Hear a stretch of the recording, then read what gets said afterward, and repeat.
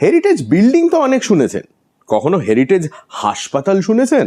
Welcome to চানক Lohia hospital, যেটা এতদিন ছিল লোহিয়া মাতৃসেবা সদন। এই বাড়ি তৈরি করিয়েছিলেন শ্রীকৃষ্ণ মল্লিক। তিনি চেয়েছিলেন রাজভবনের আদলে নিজের বাড়ির গেট তৈরি করতে। ইংরেজরা এটা মোটেই পছন্দ করেনি, তার বিরুদ্ধে মামলা করে। সেই মামলা লন্ডনের প্রিভি কাউন্সিল পর্যন্ত গড়ায় এবং শ্রীকৃষ্ণ মল্লিক কেস জেতেন, কিন্তু মামলা চালানোর আর্থিক চাপে তিনি দেউলিয়া হয়ে যান এবং বাড়ি বিক্রি করে দেন। বাড়ি কিনে নেন দুনিয়ালাল শীল। শীল পরিবারের হরেন শীল ছিলেন সঙ্গীতজ্ঞ।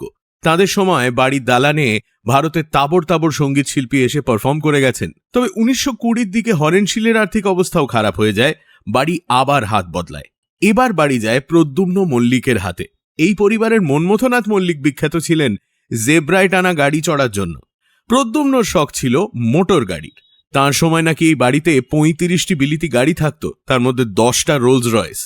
তবে প্রদ্যুম্নর আর্থিক অবস্থা পড়ে যেতে বাড়ি কিনে নেন কানাইয়ালাল লোহিয়া এবং 1951 সালে এখানে তিনি শুরু করেন লোহিয়া মাতৃসেবা সদন হাসপাতাল। 2017 পর্যন্ত সেই হাসপাতাল চলে, তারপর বন্ধ হয়ে যায়। প্রায় 1 দশক ধরে বাড়িটি পড়ে থাকে এবং নানা সিনেমা আর ওয়েব সিরিজের শুট এখানে হয়। এবার চানক হসপিটালসের হাত ধরে এটা হতে চলেছে 250 বেডের সুপার স্পেশালিটি হসপিটাল। হেরিটেজ প্রেমীদের ভয় ছিল যে বাড়ির বাইরেটা আগের মতো থাকলেও ভেতরের হয়তো সবকিছুই ভেঙে ফেলা হবে। তবে তা হয়নি। পুরনো বাড়িকে আধুনিক হাসপাতাল বানাতে গেলে যতটুকু পাল্টাতে হয় তার বেশি কিছুই করা হয়নি। আর আমার জন্য এই বাড়ির যেটা সব থেকে বড় অ্যাট্রাকশন ছিল, বাড়ির মেঝেগুলো, সেগুলো তো একেবারেই ইনট্যাক্ট রয়েছে।